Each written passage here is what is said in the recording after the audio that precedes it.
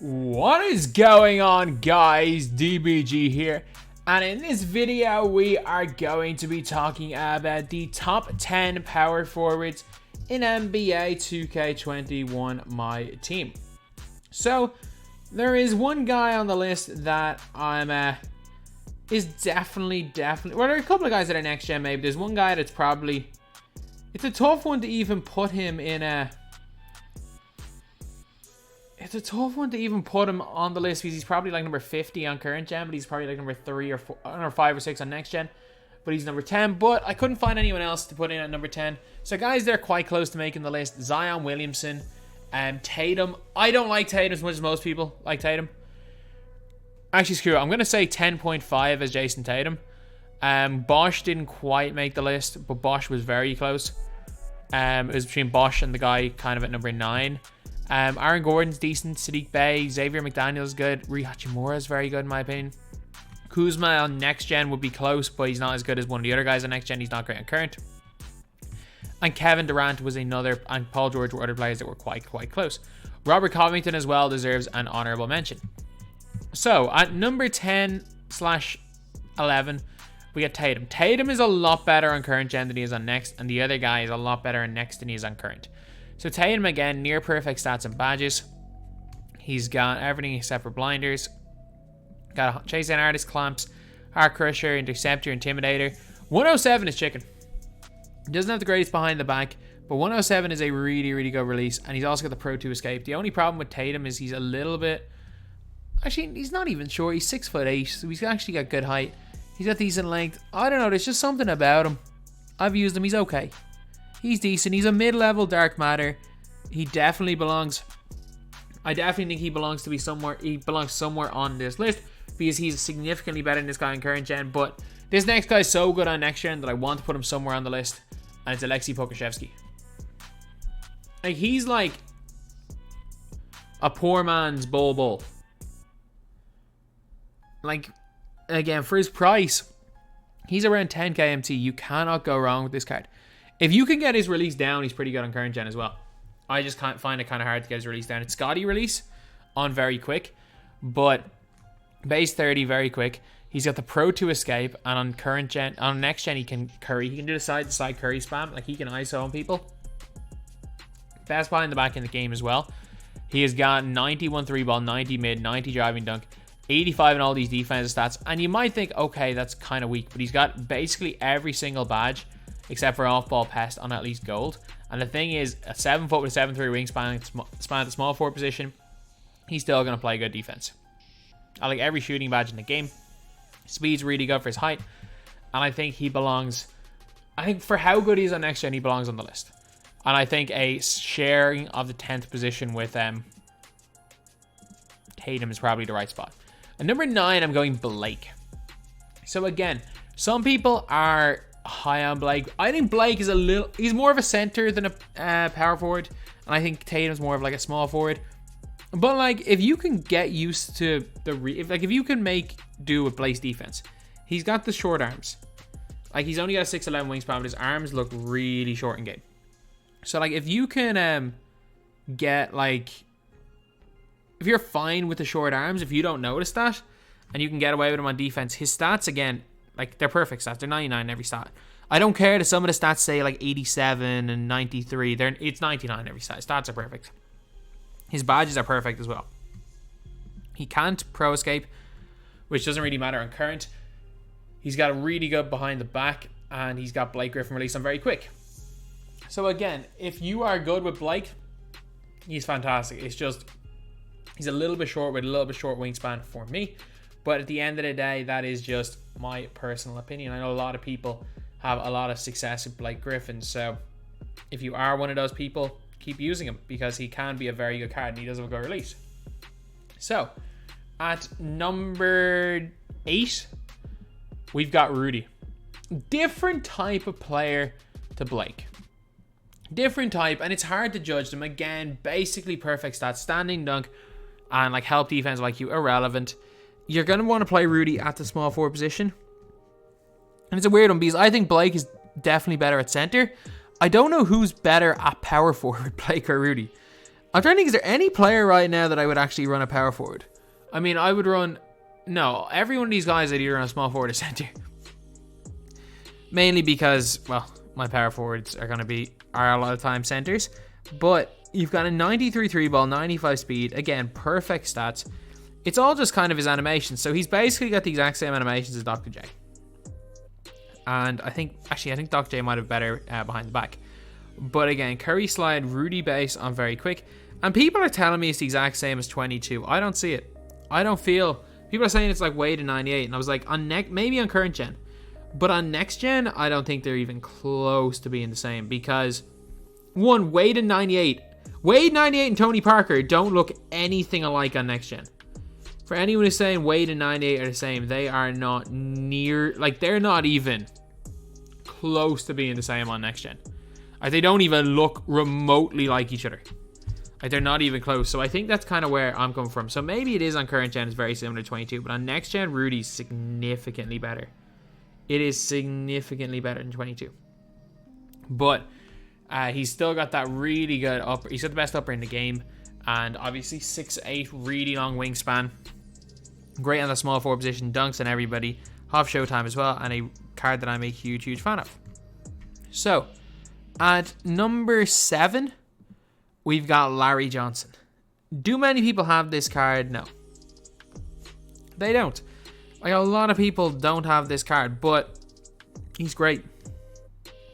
And again, perfect stats. A little bit short. But again, best behind the back, Curry. Base 13, I think, is quality release. And badges wise, the guy's got like 15 or 16 half defensive badges. The guy has got pretty much everything in game.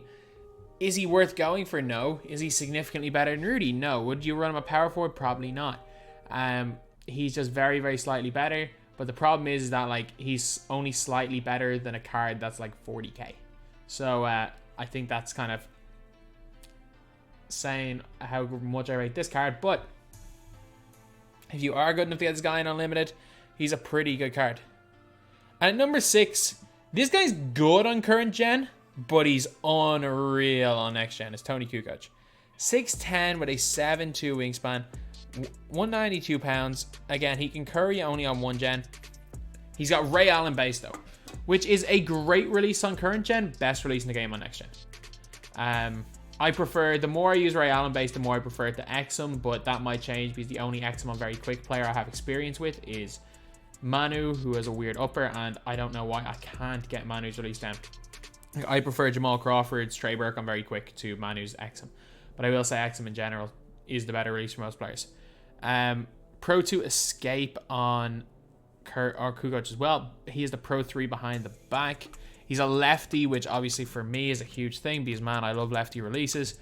He's got Hall of Fame Showtime, half range extender, half handles for your days, floor general, dimer, corner specialist, deadeye, 93 speed, 93 acceleration, 93 3 ball, 94 lateral.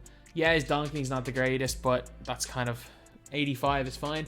As long as it's 85, again, as I always say, it's diminishing returns when you get to 85. It's like ball handle. Yeah, 99 is better than 86. Just like 99 is better than 85 with driving dunk. But I mean, the gap between 85 to 99 is the same as the gap between like 85 and 83. So, yeah, this card, again, really good height, really good length in my opinion. And, man, on next gen, this guy is probably top 3 on next gen. But he's probably, like, Kukoc versus Tatum. I think I'd probably take Tatum on current gen. So, that is why Kukoc is just outside the top 5. At number 5, we've got Timmy D. I mean, he's got 99 in every single stat, and he's got every single defensive badge Hall of Fame, and he's also got a release that's not great, but it's not unusable, and he's got the Pro 3 behind the back, and shifty dribble style for next gen. Like, I don't think he's great. He's not worth $1 million, and I don't even know if he's still $1 million right now. He's not worth more than 300k. Like, the novelty of the Invincible cards is going to wear out very, very soon, considering we're getting at least one of them a week. We got 2 of them last week. We're going to get at least 1 on Friday. Like, we could end up legitimately, considering the fact that we have... Like, we had 2 Go cards at this stage last year. and we've already got 6 invincible cards, I could see us getting 30 invincible cards this year. I really could. So he's going to be in the lower. He's going to be in the bottom. Probably. He's going to be in the bottom 10 of invincible cards. So for anyone saying he should be way higher, trust me. If you come back to me in a month's time and we are still talking about Tim Duncan at all in my team, then I will fully admit I'm wrong. But I was right about Gary Payton back in the day, saying guys like Gary Payton would be worthless within about 3 weeks after season 5 started, when people were still hyping him up, because as soon as top point guards came out. And I think I'll be right about this one. People are kind of hyping Tim Duncan now because, well, he's an invincible card and it's still the concept is fresh and new. The card's okay. He's okay. He's number 5. And number 4, we've got the better Tim Duncan, I guess. Same stats, same badges.